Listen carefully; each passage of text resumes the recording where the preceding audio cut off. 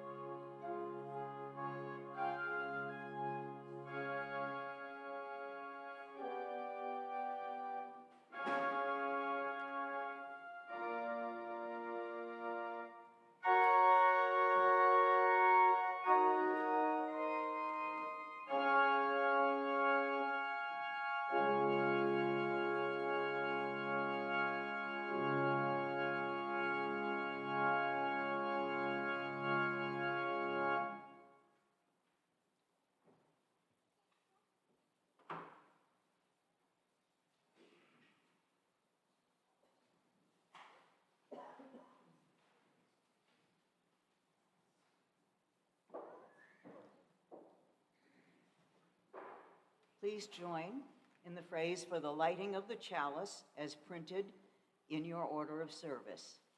This light burns also in our hearts and lights our path toward harmony, justice, and hope for all.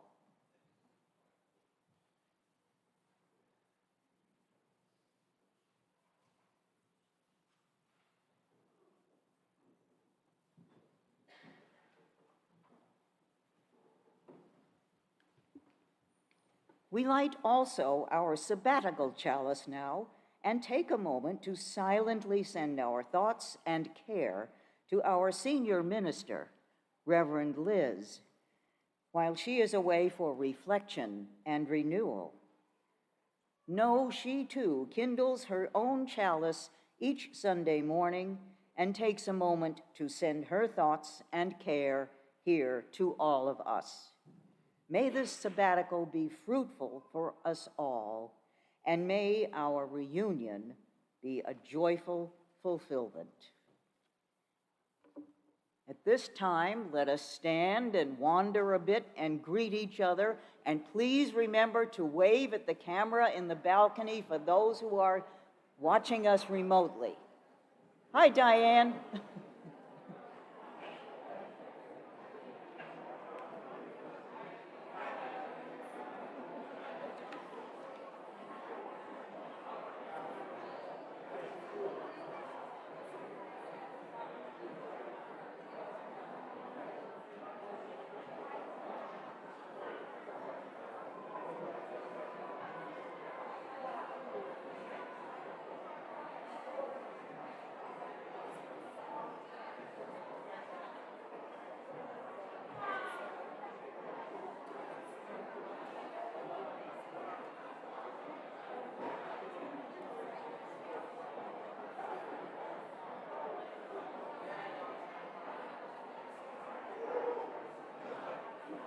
So I need the one I got.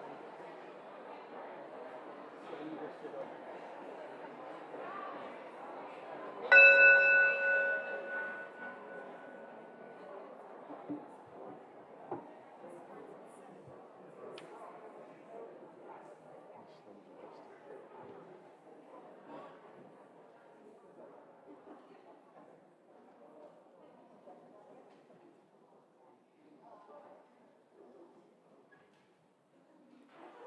Oh, hi, everybody. My name is Dominic, and I'm in second grade.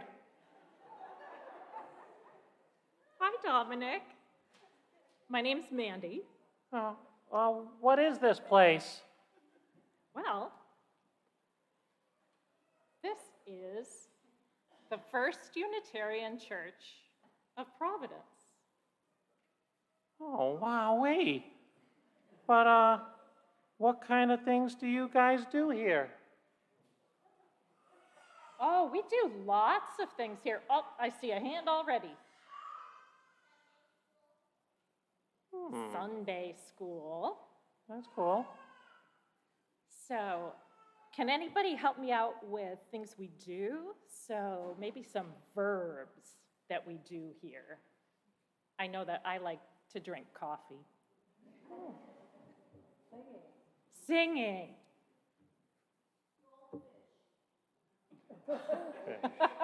Goldfish are a big theme in the other building, yes.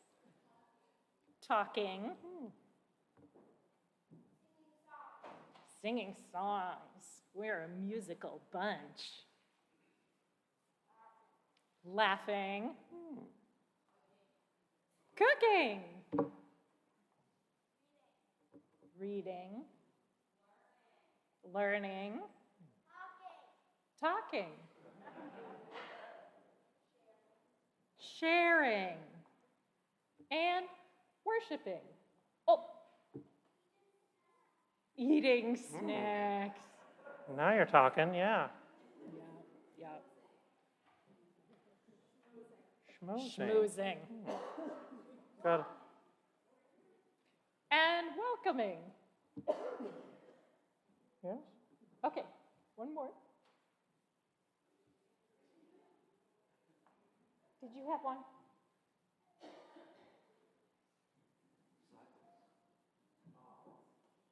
Art. Oh, My oh. favorite. Listening. Oh, well. Thanks, everybody. Yeah, I think the coffee sounds yucky, but other than that, it sounds really cool. But, Mandy, what do you do here? Well, my job here is interim religious educator. And I really think everyone's right. I believe that all the things that we've heard are really different ways to describe how we learn together. I've heard it said that all we do is faith development, and faith development is all we do. So that means learning and growing together. So I guess that covers everything. Okay. From what I'm hearing, you all come together and do a lot of things. And maybe the important things are learning and growing together. But what's the most important thing you learn at this church? What do you think? What do we learn in this church? We are all part of an interdependent web.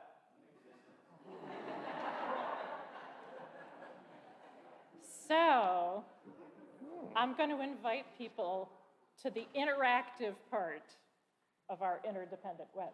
Thank you. In your order of service, everybody should have a piece of paper, and you got a pencil when you came in.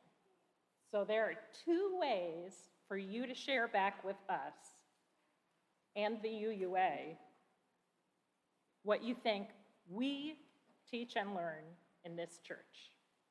So you can scan the QR code, or you can just handwrite on the back of this piece of paper and put it in the collection plate when the collection is taken. So I would invite people to take a moment to do that right now. And if you are here with other people who don't have a phone, you can do the QR code multiple times. So I would invite you to help folks out who don't have a phone too, if they would like to do it that way. So one more time with the question, can you help me? Sure. What is the most important thing we learn in this church? Let's find out. Thanks, Mandy. You are so welcome, Dominic. I'm glad you're here today.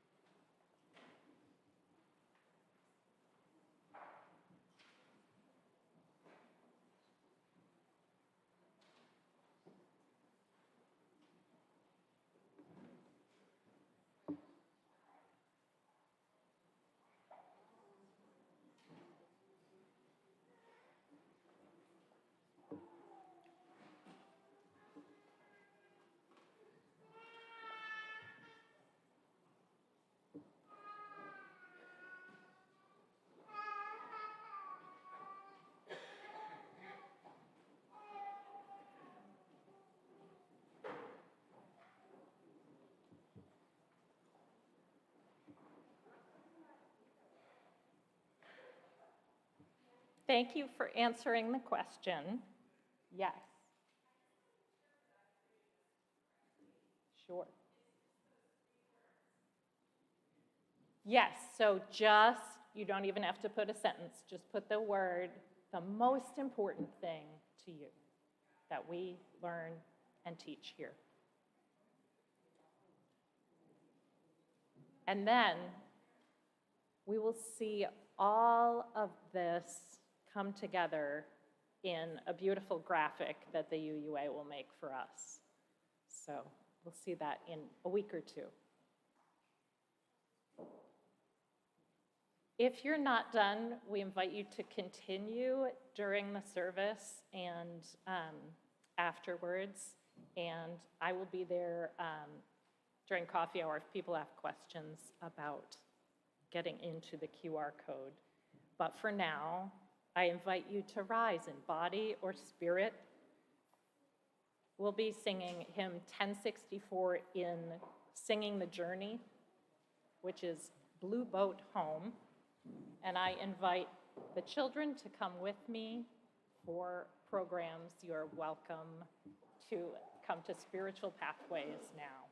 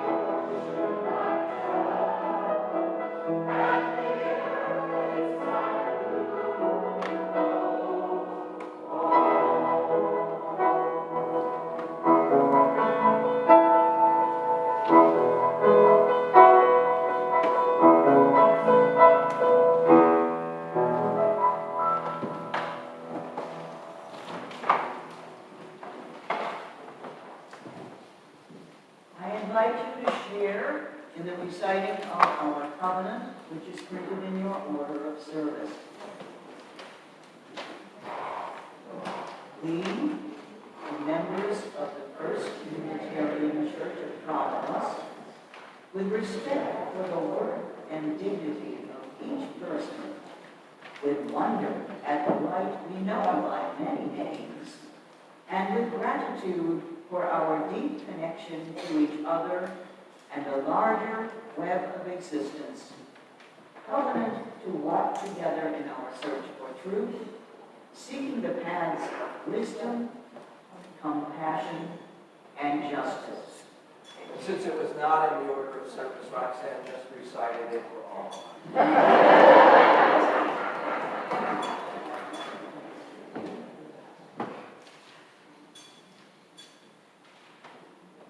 We have two readings today, one ancient and one modern. The source of the ancient reading is from the book of Job, chapter 6, verses 2 through 7.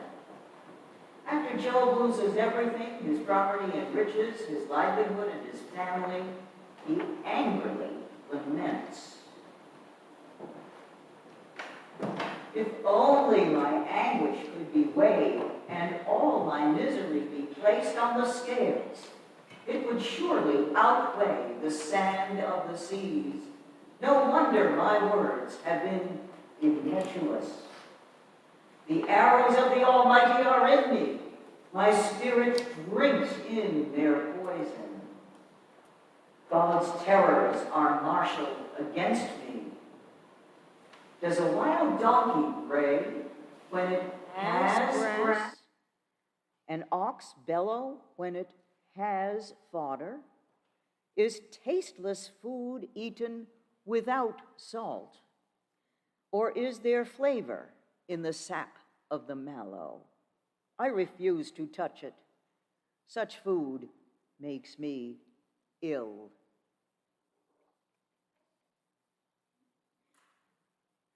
The modern reading comes from Who is Man? What a question, by Abraham Joshua Herschel. Rabbi Herschel was one of the leading Jewish scholars and philosophers of the last century. He wrote, "Over and above personal problems, there is an objective challenge to overcome inequity, justice, helplessness, suffering, carelessness, oppression. Over and above the din of desires, there is a calling, a demanding, a waiting, an expectation. There is a question that follows me wherever I turn. What is expected of me? What is demanded of me? What we encounter is not only flowers and stars, mountains and walls. Over and above all things is a sublime expectation, a waiting for. With every child born, a new expectation enters the world. This is the most important experience in the life of every human being. Something is asked of me. Every human being has had a moment in which he sensed a mysterious waiting for him. Meaning is found in responding to the demand. Meaning is found in sensing the demand.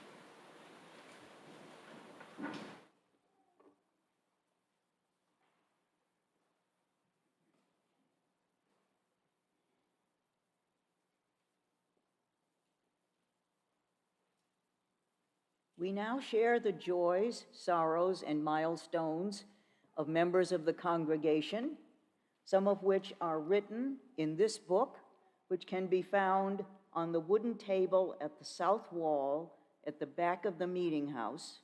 As you enter the meeting house, you are invited to, if you have something to share, to write it in the book.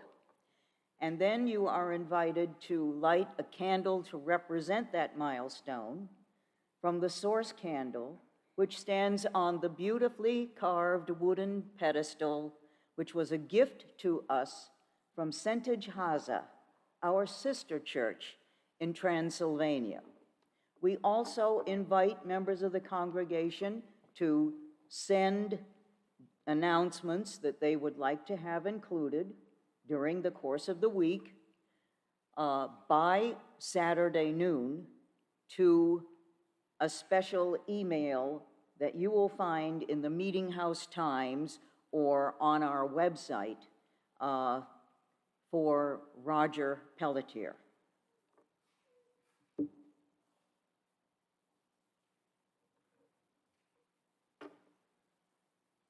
A prayer for a teacher I know whose mother passed away. From Callista. A prayer for Dylan, 10 years old, who is starting treatment for a brain cancer.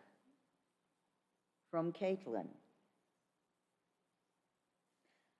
A prayer for my cat, Groot, who passed away a year ago this month. From Ada. A prayer for my daughter, Callie, who is going through a difficult time. From Mary. Great sorrow at the death of Marvin Running. Thank you for all you gave to Rhode Island's free clinic, the Learning Community School, and Save the Bay. Your bow tie brilliance will inspire us all to keep giving with a big smile. 3 shouts of joy for our democracy, thanks to all who voted, campaigned, and engaged in the process. It works when we pitch in. A candle of joy for a new puppy, Marvin. Thank you for eating all my junk. So the puppy is a garbage disposal. A candle of relief after the election. Our country is more steady than I feared. A candle of joy for my friend Niempu's 18th birthday this week. She joins us here today from, I think it's Svetlana. A candle of sadness for the loss of Cassiopeia, the cat. May she find as many chipmunks and birds in kitty heaven as her heart desires. We miss her so much. And a candle of sympathy for Jim Corbin, who lost his longtime friend Marvin recently. a candle of sympathy for Lisa Rose at the death of her friend Carol Majewski, who died this week. A candle for wellness for Judy Nylands, who is dealing with health issues.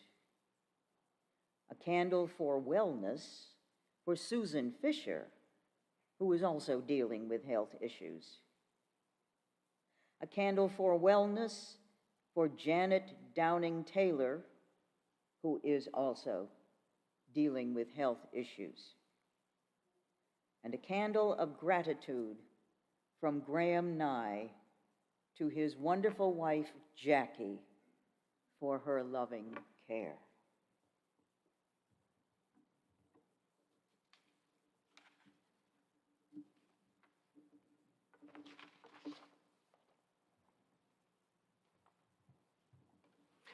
We hold all of these in our hearts, and we hold as well the unspoken joys and concerns that are gathered together in this room, for they are a part of each of us, and so they are a part of this gathering together. I ask you to join me in the spirit of prayer, spirit of life-giving love and love-giving life, spirit of a cool and rainy autumn morning, cool and rainy as autumn mornings want to be. We're grateful for the opportunity to gather together in community at the beginning of a new week, at the end of an old week, at the end of a week in which the world has spun and turned in so many unimagined directions, and we are together to find and make meaning with one another as we find and hold our place on that spinning planet. Grateful for this opportunity, grateful for the fellowship that we enjoy. Let us hold this moment together in quiet, and I would invite anyone who has lost a close friend or relative in the last year to raise your hand during this time or to stand in order to give witness to that loss.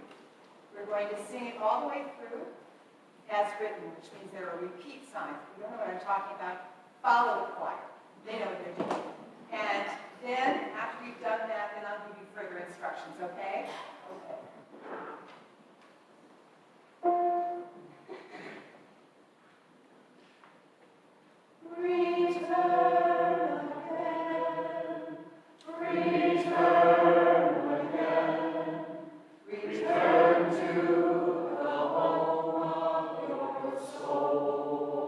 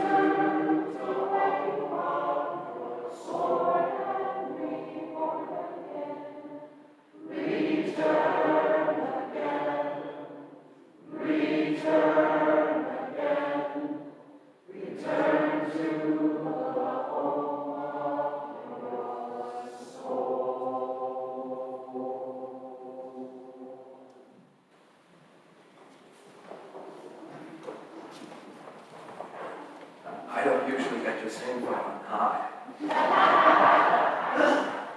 It's a real trip. Everybody should try. I'm delighted to be back this morning, delighted to see old friends and new faces, and I've been looking forward to this morning for some time, even as confusing as this last week has been. So a few weeks ago, I was talking about this sermon that I'd be doing today with First U member Bob Westlake, and I don't want to out him right here, but he's sitting in the fourth pew right down on this side. What will it be about, Bob asked. I'm not sure, I said. I was asked to do it last spring as it was explained to me that it will be the Sunday following the election. I was reminded that I'd preached the Sunday following the election in 2016, and Neil and the committee thought that it might be a good idea to have me back following this election. So how do you prepare for that, Bob asked. Things aren't likely to go well with the election, but you won't know that until a few days before you preach, and maybe not for a long time after. Aye, there's the rub, I agreed. And then about a week later, Bob chased me down in coffee hour and said, Job, I think Job will work.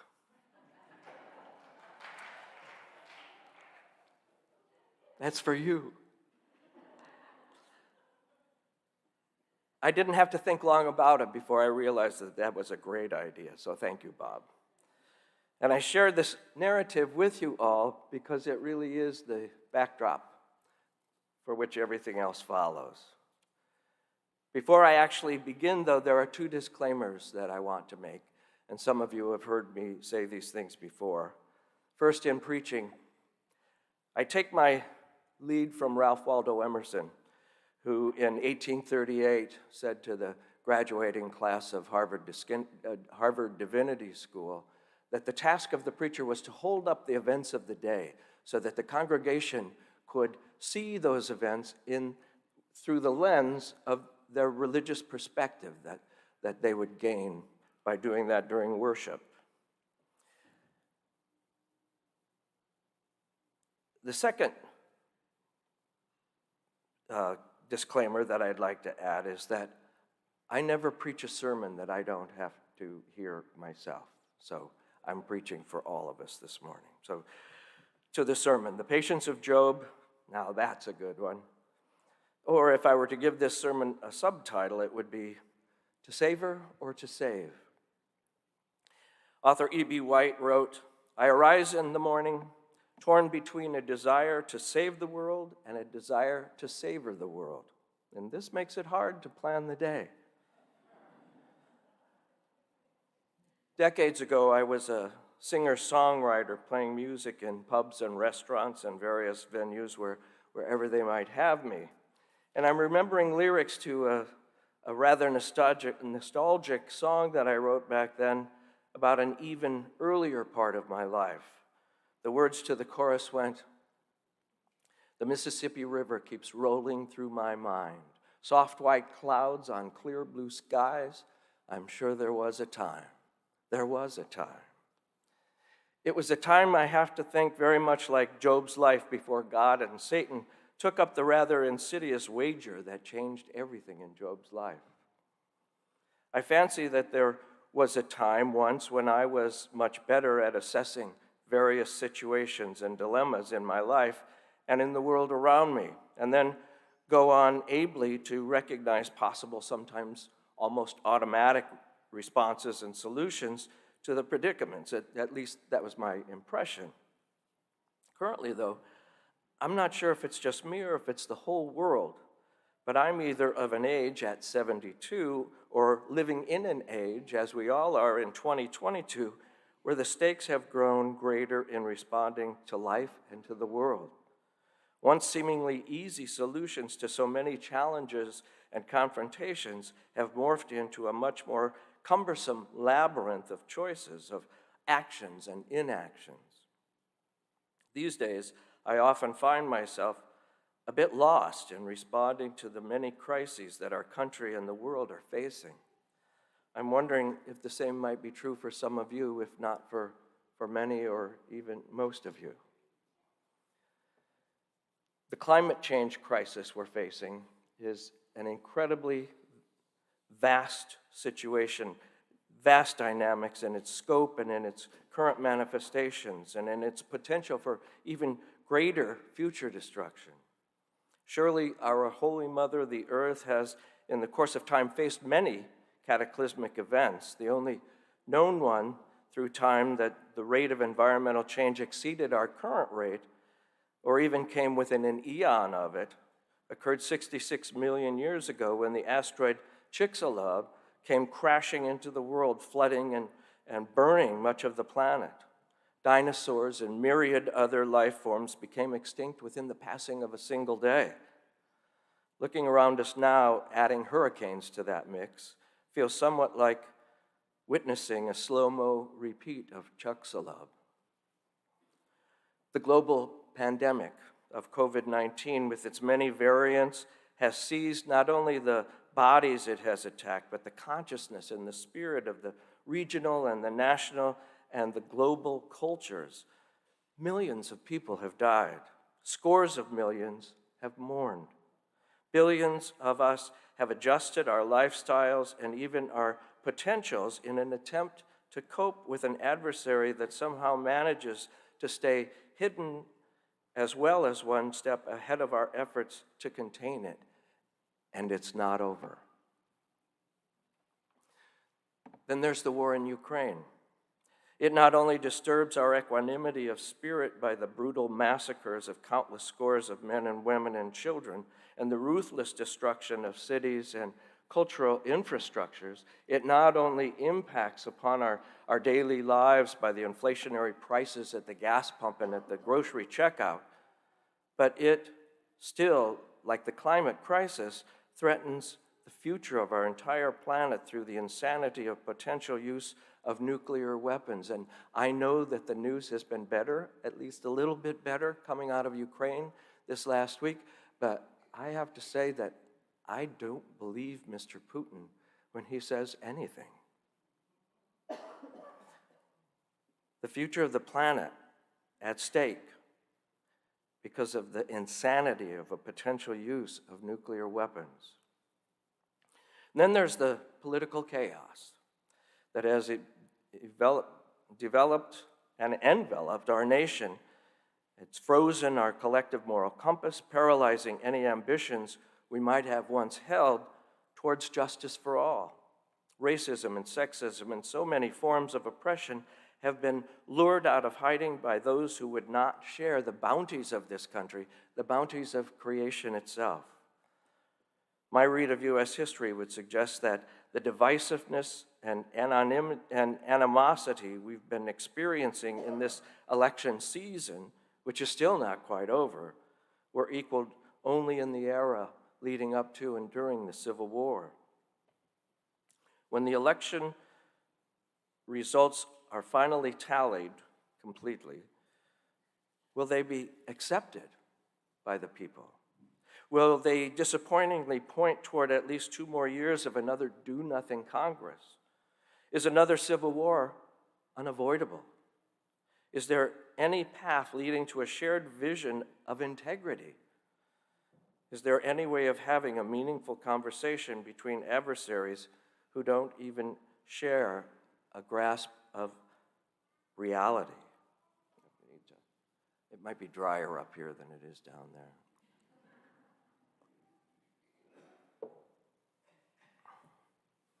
I know that from the earliest days in the recorded history of Western civilization, there have been those who have cried out that the end is near. I'm not here this morning to add my voice to that chorus. I am here, though, to say, whoa, we are dealing with the loss of a lot of stuff around us. It feels like the terra firma we once assumed has been pulled right out from under our feet. That's what happened to Job. His terra firma was pulled out from under his feet. And the list that I just gave you is the stuff around us. I don't have to imagine, because I know that gathered among us here in the holy space of this room, there are hearts aching from loss, the loss of partners and loved ones, the loss of health or mental health, the loss of careers, and for some, even the loss of a safe place to be. It seems like personally and collectively, we are slipping and falling away from a picture that's something like the Mississippi River keeps rolling through my mind, soft white clouds on clear blue skies. And instead, we are tumbling, perhaps defiantly like Job, towards, if only my anguish could be weighed and all my misery be placed on the scales, it would surely outweigh the sands of the sea. No wonder my words have been impetuous. The arrows of the Almighty are in me. My spirit drinks in their poison. Does it feel a bit like that somewhere deep in your soul? I think that the book of Job is yet another biblical book that is quite misunderstood. It's frequently interpreted to mean that a person should take whatever life, whatever God deals them, and just get over it with patience and in silence, because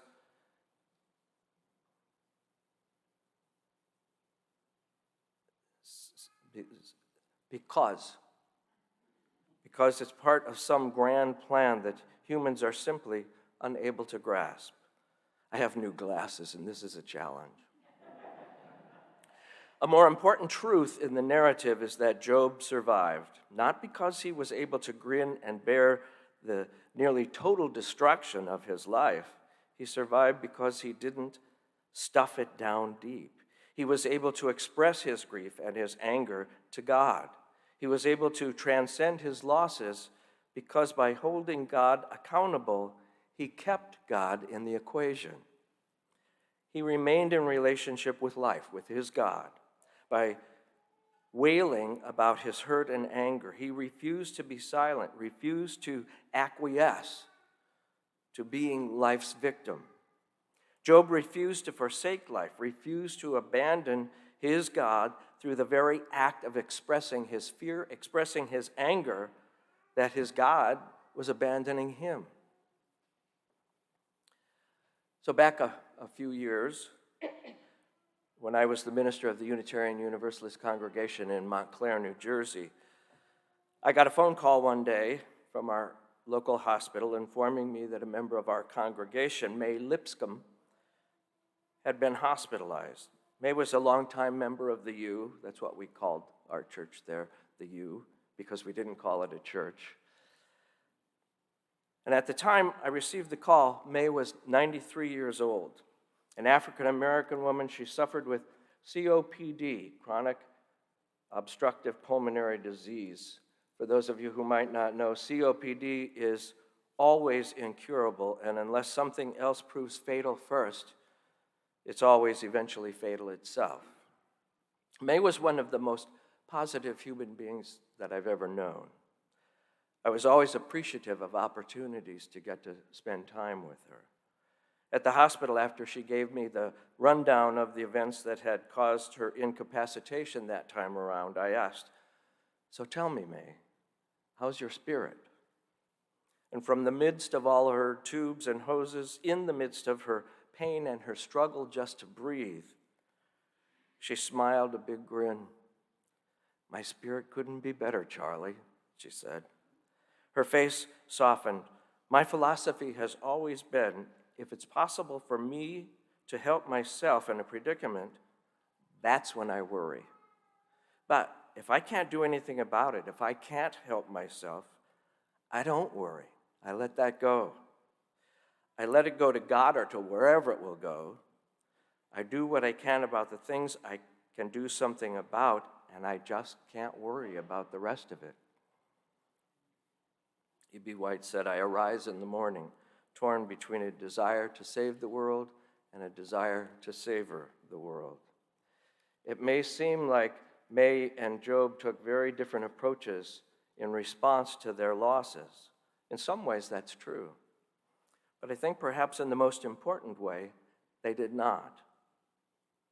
Job was angered by the whirlwind of losses that he suffered.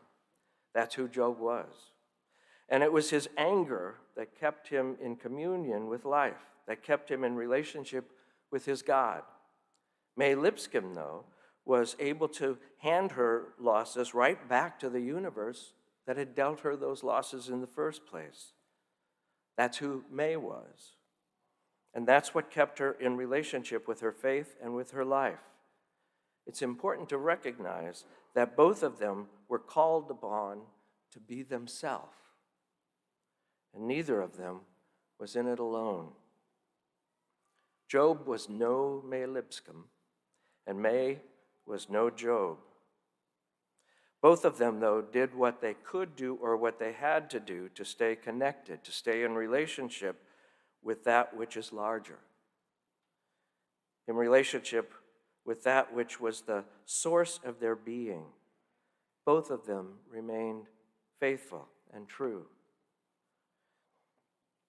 It is the preacher's task, Emerson said, to hold up the events of the day so that the congregation might see them through a religious lens.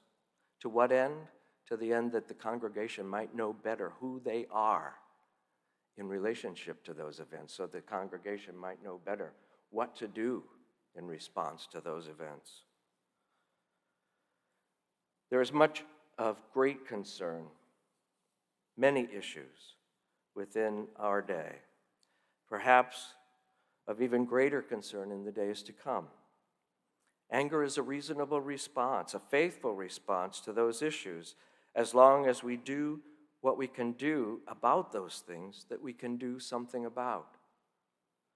That's what Job and May showed up here this morning to tell us. Be who you are. Respond to those losses and challenges of your life in ways that hold you in relationship with your faith and in relationship with your neighbor. You are not alone.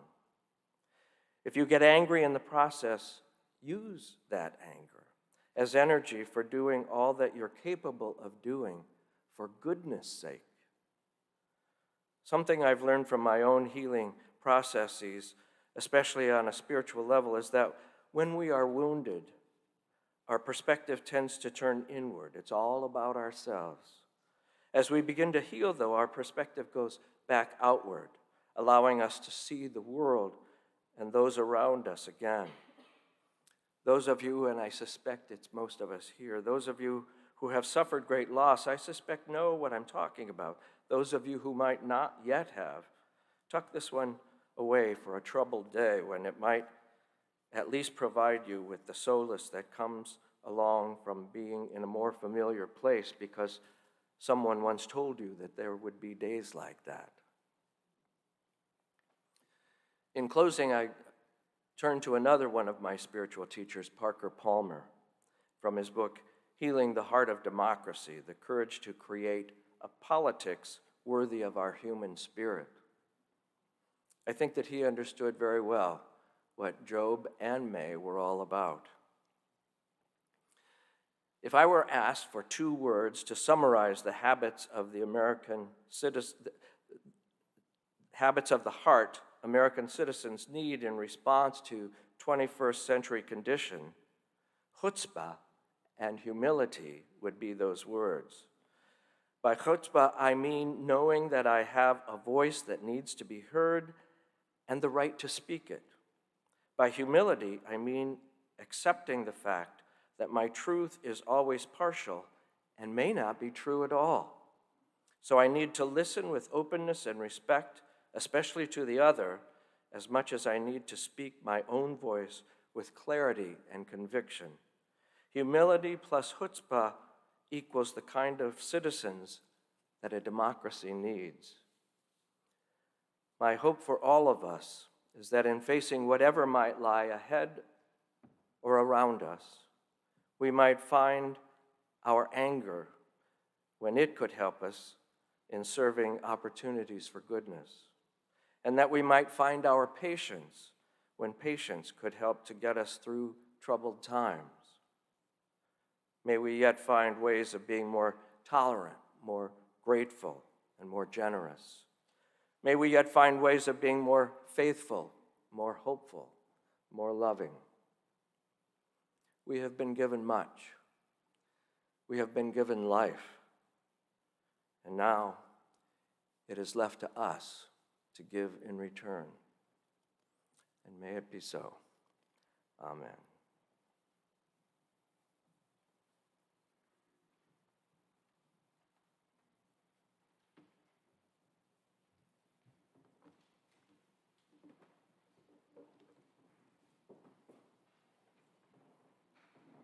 The good work of First Unitarian is possible only with your great generosity.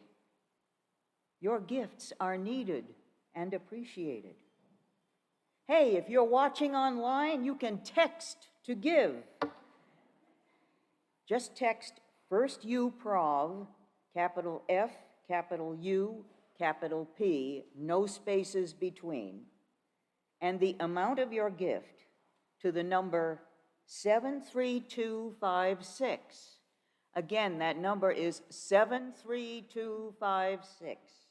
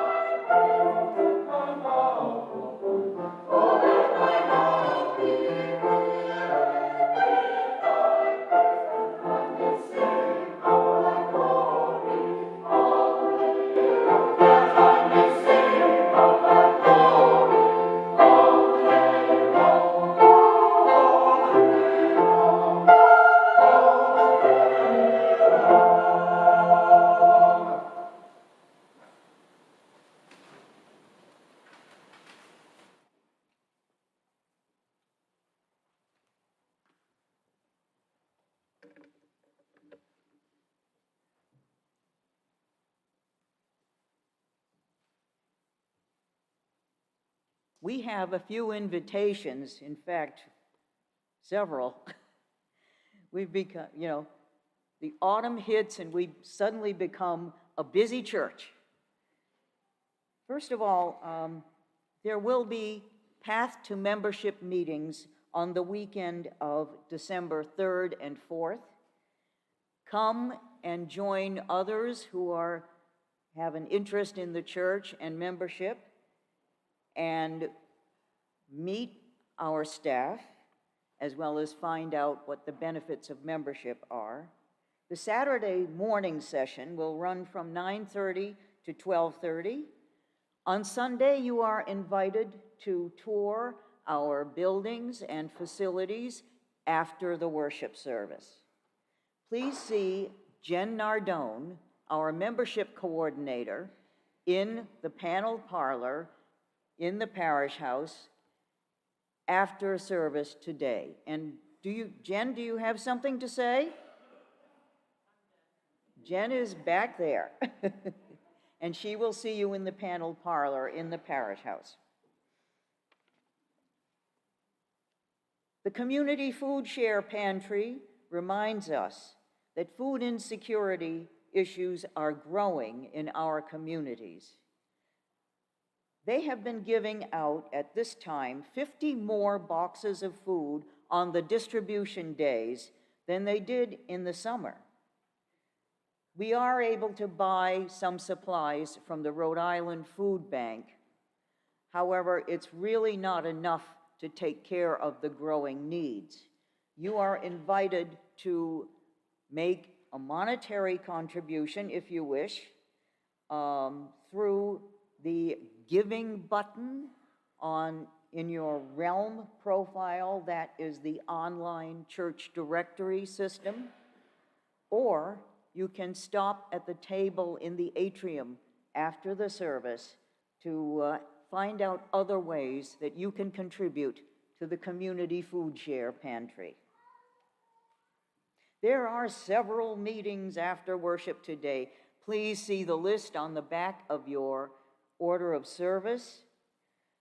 They do include the Mosaic Advisory Group, the Legislative Ministries Team, and the Neighborhood Justice Committee, among others.